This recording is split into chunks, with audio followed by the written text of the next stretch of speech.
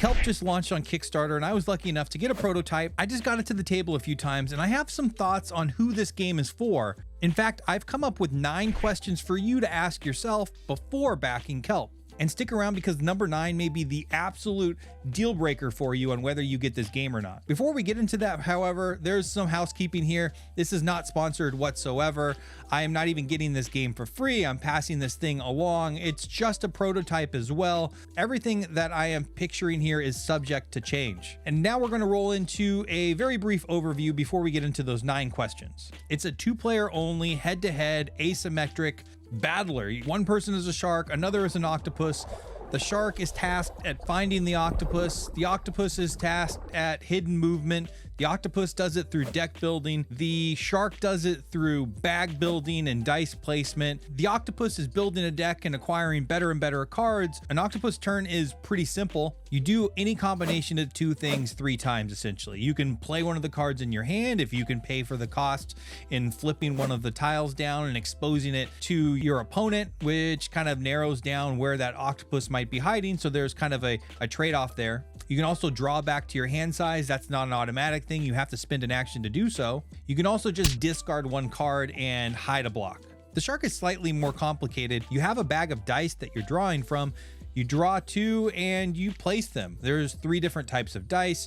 There's a current dice that allows you to move multiple spaces all at once. You have to go over those dice in descending order to be able to move through multiple of those. You can never stop on those dice, so strategically playing those around the board so you can stop at the right place is super important. And why do you want to stop on the right place? Well, for the search or the attack dice. There's spaces all over the board that are denoted by a number and they're yellow and red, meaning you can place either a search or an attack die there. There is a number requirement. Your die has to at least be equal to or above the number printed. And then when placed there, you can either search, which is essentially revealing one of those tiles, or if you know that octopus is there, you can attack. That attack triggers a confrontation, which is a whole nother thing, which we'll get to a little bit later. Every time you attack, you have to place that die on this hunger track on the right-hand side. If that hunger track fills up, you lose the game. You're too hungry. You pass out from hunger and you're done. Octopus wins. There's another way to get die into that track as well. There's this idea of energy.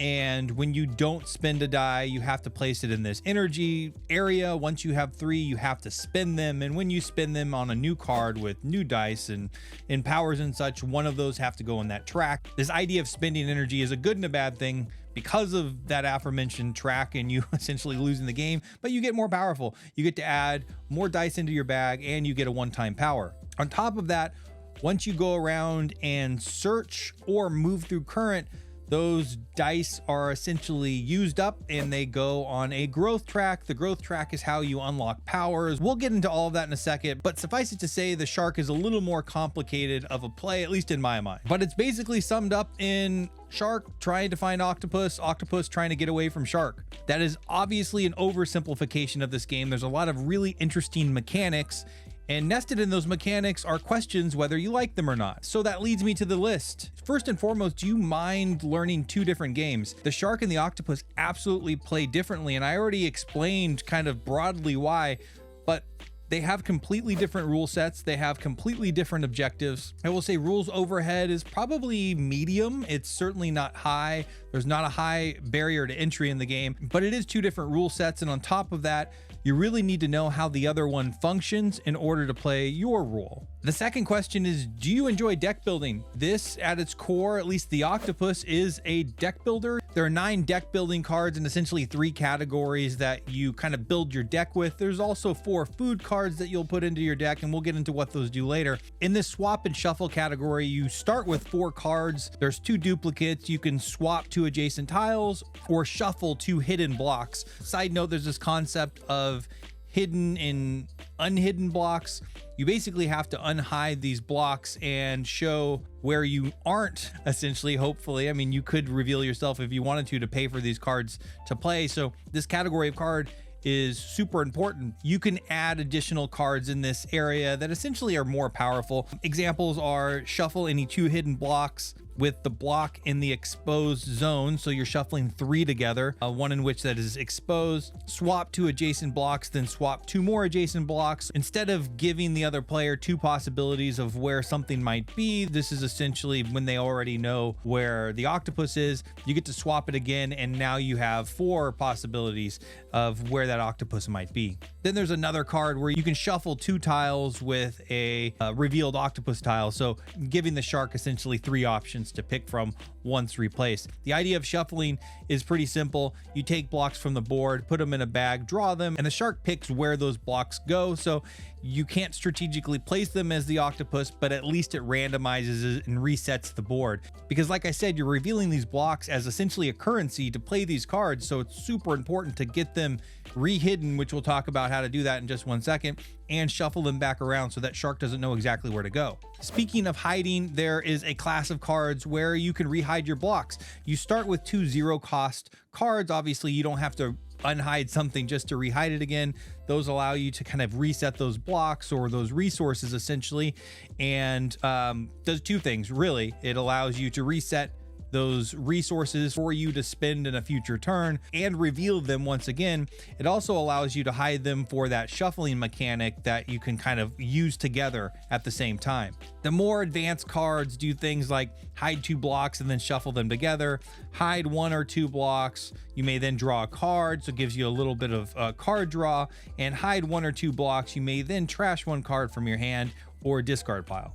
The third class of card simply lets you learn more cards, or essentially acquire more cards and put them in your discard pile for the most part. Sometimes they're allowed to be put to the top of your draw pile. It also gives you the ability to trash cards or thin your deck. You can also acquire new blocks to swap with revealed blocks. There's things like traps in there or 2-shelled variants that allow you to only have to reveal one of these tiles in order to pay for a multi-shell card. And the third question is, do you enjoy power progression in your games? You certainly feel it as an octopus and building your deck and getting better cards, but it's more closely related to how the shark plays, because there's that aforementioned growth track that unlocks different abilities as you do the normal things sharks do, which is move through these current die and search spots. Those dice then get placed on the growth track. Every time you get 3, it flips a tile, and you gain an ability like re-rolling die, rolling another die, or possibly having more energy when you go to purchase more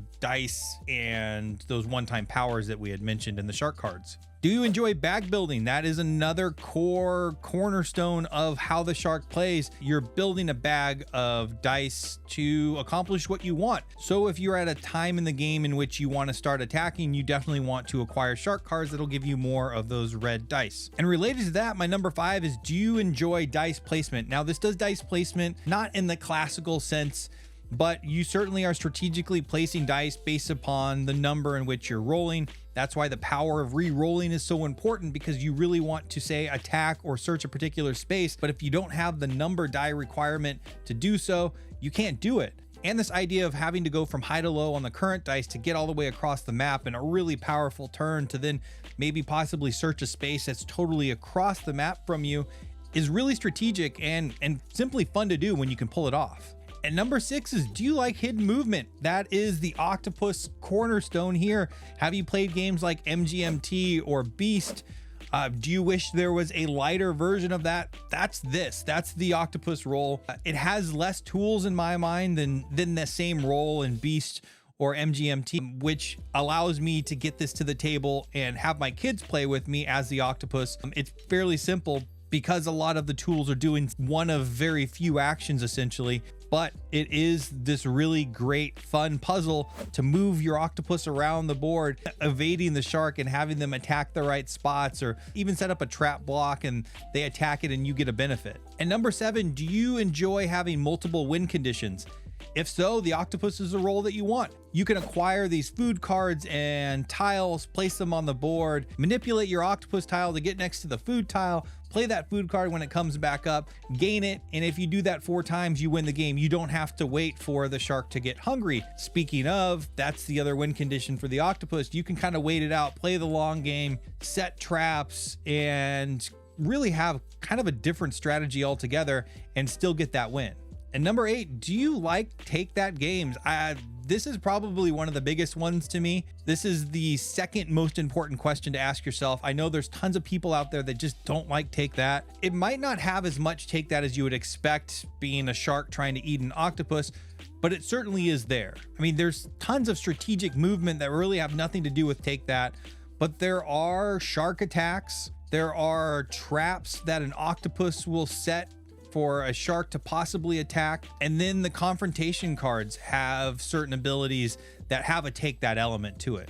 And number 9, and probably to me is the most frustrating, well, actually I'll say to my son yesterday, was the most frustrating component of this game. There is a chance or luck-based mechanic to this game that will end up deciding it. You see, when a shark attacks the octopus, you then go to this confrontation mode. You each have 3 different cards that have corresponding colors to them. You will each play a card, and if that card happens to match, the shark wins. The game is over. And my son was playing this really highly strategic game with the octopus, evading me. My hunger track was getting up there. I couldn't quite get the attacks in, and I finally did. And simply put, I just guessed right. I guessed right on a shark attack. I actually didn't know if he was there. And then that put us into the confrontation, and I just guessed the right color. I actually randomized it to really mess with his head, and I just happened to get the right color, and he lost the game. If that's a problem for you, if having kind of this resolution of luck actually win or lose a game for you, you know, this might not be the game for you. And that's the end of the list. I really, really like this game. I think this is not a game for everyone. I think this is a game for a large amount of people, and based upon the reviews and overviews that I've already seen, I know this thing is going to do really well in the long run. I know there's some expansions that are already planned. They're not part of this prototype at all. I'm excited to see what those are. I would love in the future maybe even having an expansion on roles, maybe like an orca and a seal. Who the heck knows? I mean, I think the possibilities are endless, and the different mechanics that they could ultimately throw into this system would be really cool to see. Either way, it's a really cool game. There's a lot going for it. Just do the research and know what you're signing up for. And on that note, I'm out of here. Have a great day.